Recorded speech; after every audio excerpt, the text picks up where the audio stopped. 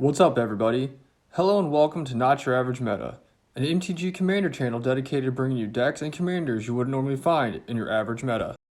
This week's video is brought to you by our channel sponsors International MTG on TCG Player, as well as Martin from the Hobby Horse. We've also started a new Discord channel which is free to join, so come hang out with us. Link in the description of this video. On this week's episode of Not Your Average Meta, we're bringing you our first game of Season 5, which was recorded at the International MTG Warehouse up in Roselle. This game features a first-time channel appearance by Rachel playing Eriette of the Charmed Apple from Wilds of Eldraine, Eddie making a return to the channel for the first time since Season 2 playing his Brimaz Blight of Oreskos for Phyrexian deck, Fallgirl back this season playing his newly built Bess Soul Nourisher deck, and Chris also making his first appearance on the channel since Season 2, playing the new Anim Pakal Thousandth Moon from the Lost Caverns of Ixalan set. Now that we're fighters, let's step into the Thunderdome and see which deck will come out on top. Turn 1, Chris plays a Sunbaked Canyon, while Rachel plays a tapped Myriad Landscape. Eddie plays a tapped Temple of Silence, which has him deciding to scry one card to the bottom of his library.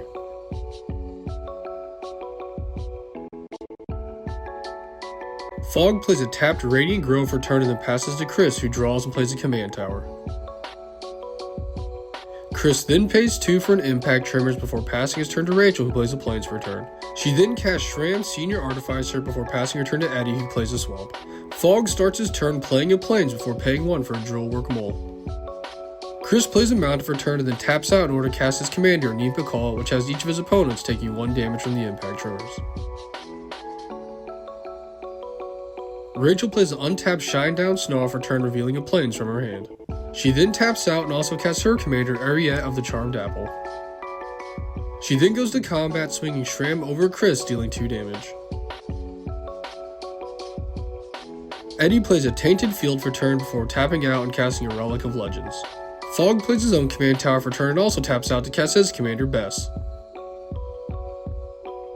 Chris plays a Plains for turn and then pays 4 in order to cast a Loyal Unicorn. He then goes to combat, swinging his commander over at Rachel, which has a gnome coming in and also attacking Rachel and dealing 1 damage to each of his opponents. Rachel then blocks his commander and takes the 1 gnome damage. Rachel then plays a Caves of Kolios for turn before then paying 1 in order to cast a Crippling Blight, and she then draws a card off Shram before paying 3 to cast a Fallen Ideal. Rachel then goes to combat, swinging her commander over at Fog before going to her instep, having each of her opponents lose 2 life while she gains 2 life. Eddie plays a Plains for turn before paying 2 for a Mind Stone. He then pays 4 and casts his commander Brimaz, passing turn.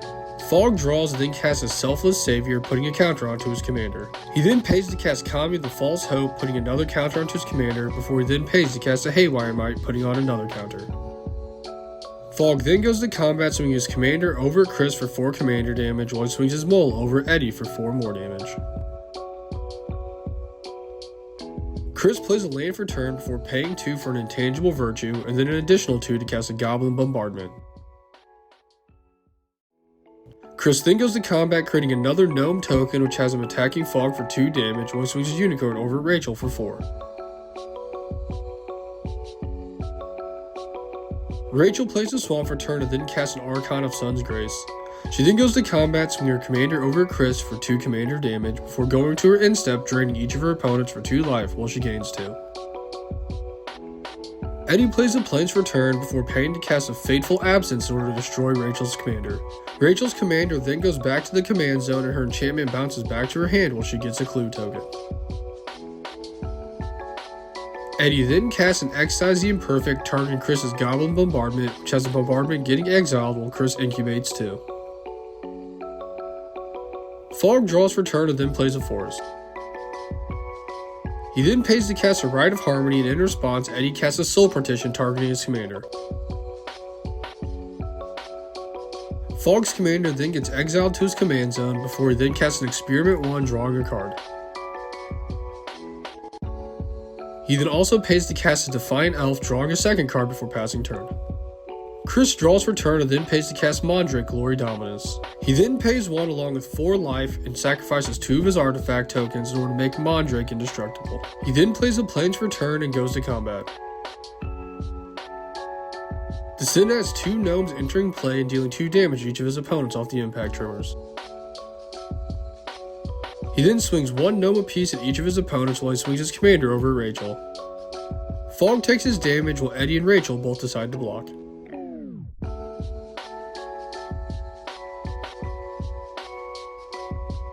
Rachel plays the Plains for turn before she then casts a Sanguine Bond, which creates her Pegasus token. She then swings her Pegasus over at Chris for 2 damage, which has her gaining 2 life, and then using the Sanguine Bond to make Eddie lose 2 life. Eddie draws for turn and then plays the Seed Core. He then pays 2 for an Ossification targeting Mondrake, which has Mondrake getting exiled from the field. He then follows this up by casting a White Sun's Twilight where X is equal to 5. This then has the board getting wiped of all the creatures in play, while Eddie then creates 5 Might tokens as well as gaining 5 life. He then remembers his commander is also destroyed, putting him in the command zone before passing turn. Fog plays a Plains for turn and then taps out in order to recast his commander a second time. Chris draws for turn and then pays 4 for Sulfia Mayhem Dominus, dealing 1 damage each of his opponents. Rachel plays another Plains for turn before paying to cast a Johnny's Chosen. She then also pays an Enchanter creature the Dragon Shadow, which has her creating a 2/2 cat token. Eddie draws and then pays 6 to recast his commander a second time. He then goes to combat swinging 2 Mites apiece at Fog and Eddie while he swings 1 over at Rachel. Each player then takes their damage against the appropriate poison counters. Fog plays a Force for turn and then pays 1 for Seed Cradle Witch, putting a 1/1 counter onto his commander. He then also casts an Unnatural Restoration, which has him returning a creature card from his graveyard to his hand and then proliferating the counters on his commander. He then puts the chosen card into his hand before then paying to recast his Selfless Savior, putting another counter onto his commander. Finally, Fog pays another 1 to cast a Blorbian Buddy, putting another counter onto his commander. He then goes to combat swinging his commander over Eddie, who decides to just take the 5 commander damage. Chris draws for turn and then pays 4 to cast Perforos, God of the Forge. Rachel draws for turn and then pays 5 to recast her commander a second time. She then pays the re-enchant commander with the Fallen Ideal, which has her creating another cat token. She then goes to combat swinging 1 of her tokens over at Fog for 2 damage while she swings the Johnny's Chosen over at Chris.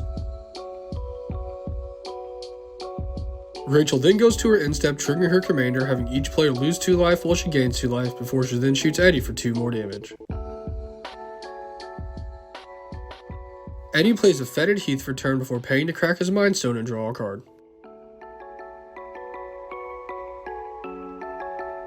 He then pays 3 and casts a Phyrexian Awakening, which has him incubating forward when it enters play. Eddie then goes to combat swinging his commander and all 4 of his mites over at Rachel. Rachel then decides to take the commander damage and block 2 of the mites, which has her taking 2 more poison counter damage. Fog draws for turn before paying to cast an Owl Seed of Life's Bounty, putting another counter onto his commander. He then goes to combat swinging 2 of his creatures over at Eddie while he swings his commander and his Blorbian Buddy over at Rachel. He then pays to use the Seed Cradle Witch's ability, targeting his Blorbian Buddy, giving him +3/+3 and untapping it. This then has Rachel chump blocking his commander with a cat token but still taking 9 damage, while Eddie decides not to block and goes down to 4 life. Chris draws for turn and then pays to recast his commander, this time dealing 6 damage to each of his opponents which enters play, taking Eddie out of the game. He then goes to combat swinging Perforos over at Rachel, which has a gnome coming into play also attacking Rachel but dealing 6 damage to each of his opponents once again. Rachel then uses her commander to block Perforos but still takes 2 damage, going down to 6 life.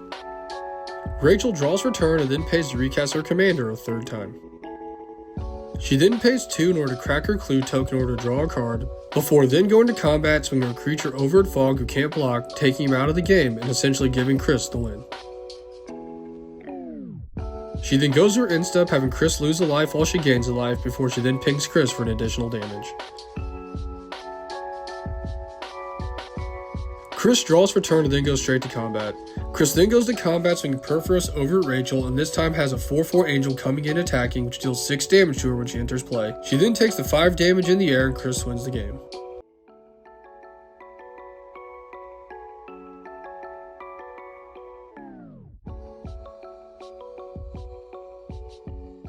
Thanks for watching, and don't forget to like, comment, and subscribe in order to see more games and decks you wouldn't normally see in your average meta.